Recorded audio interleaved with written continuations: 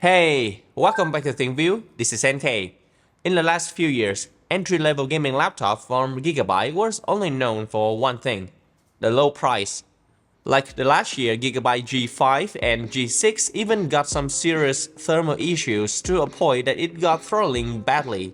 The FPS were unstable during continuous gaming session. So when I first got my hands on the 2025 Gigabyte Gaming A16, I didn't expect much. But the more I stress it, the more I'm surprised. This year, Gigabyte did something different. The design has completely changed, and the cooling system, which used to be a big weakness, has also been significantly improved. So what exactly did Gigabyte do to pull off this transformation? And just how good is the A16? Let's break it down in today's videos. In terms of design, the Gigabyte Gaming A16 this year look nothing like the last year models. It's a completely makeover. The overall look is much more minimal. The lid cover only has a glossy Gigabyte logo with some subtle pattern. It feels clean and more modern. And when I open it up, it feels even more spacious. The display uses a 16:10 aspect ratio, so the bezels are thin on all four sides, and so no more chunky bottom bezel like last year. Gigabyte also removed the numpad, which I'm really happy about. Last year, the numpad made the whole layout feel kinda off. The main keyboard was shrunk, and the trackpads were pushed far to the left. In this year's design, everything is where it should be. The keyboard is centered, the keycaps are bigger, and the key travel is up to 1.7mm, which is deeper than the average laptop, and the trackpad is also made larger and stay in the middle. There are just a few slight patterns on the trackpad and palm rest area, but they are so subtle so you only see them when you tilting the device. And the hinges are also been redesigned. Instead of two plastic hinges on each side, it now has a metal hinge that sits deeper into the chassis. You can easily open it up with just one hand and lay the screen flat at 180 degrees.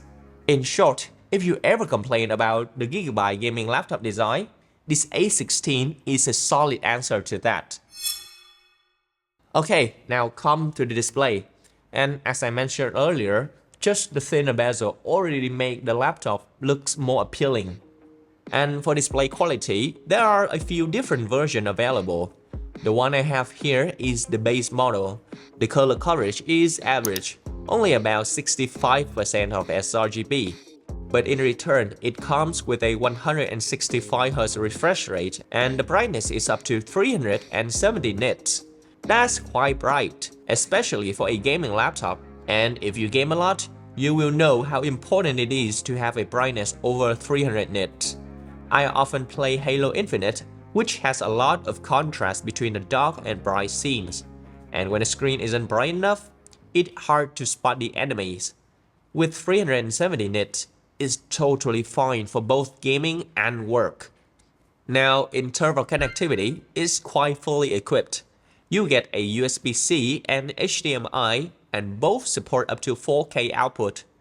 Sadly, there is no Thunderbolt here for faster data transfer. Even the USB-C port only supports the speed up to 5 gigabit per second. Let's talk about the performance of this machine, probably the part that you're most interested in. Last year, the Gigabyte G5 has a cooling system that wasn't great. The CPU would sometimes hit over 90 degrees during gaming.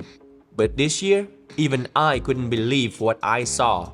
I played a bunch of games, intense ones that stressed both CPU and GPU like Halo Infinite, or CPU bound one like the Valorant, and the CPU temperature never reached 7 degrees Celsius. Yes, you hear that correctly, from over 90 degrees last year down to below 70 degrees this year. That's a massive 20 degrees Celsius drops.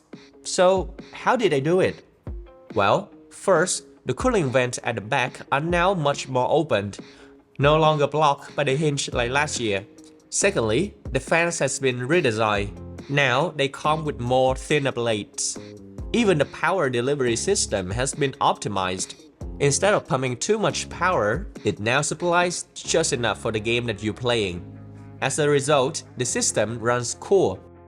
The surface of the laptop doesn't even feel warm. As for the GPU, it's slightly better than the last year and now running at 80 watts. Although I do wish that they could push a little bit further, but then the trade-off would be a cooler and more stable machine with strong performance for gaming. A little note here for you is that the version I'm testing today is the lowest configuration, but the Gigabyte Gaming A16 is also come with RTX 5000 series option up to 2K monitor, and there's even an A16 Pro version. The battery capacity is 76 watt-hours and it's lasted for 4 hours and 38 minutes at 250 nits of brightness and 60 Hz of refresh rate. That's totally fine for a gaming laptop. Gigabyte also remade the software this year, both the interface and even the name. It's now called Gigabyte. The interface looks more modern and minimal. You can tweak almost everything from performance mode to fan control. Overall, Gigabyte make changes everywhere from the outside all the way to the inside. To wrap it all up, the 2025 Gigabyte Gaming A16 really impressed me. It's a clear leap forward for Gigabyte from design to keyboard to display to performance, cooling, and software. Currently, the laptop is priced around $800, so Gigabyte still stick with their tradition of offering good prices. This A16 could be a serious contender in gaming laptop segment this year. And that, I think, is a great news for a user because now we got one more solid choices from a name that we got overlooked. But what do you think of the A16? Personally, I think that this would be the new hit for the entry-level laptop this year. Well, that's it for today's videos. Thanks for watching. This is NK from ThinkView and see you guys next time.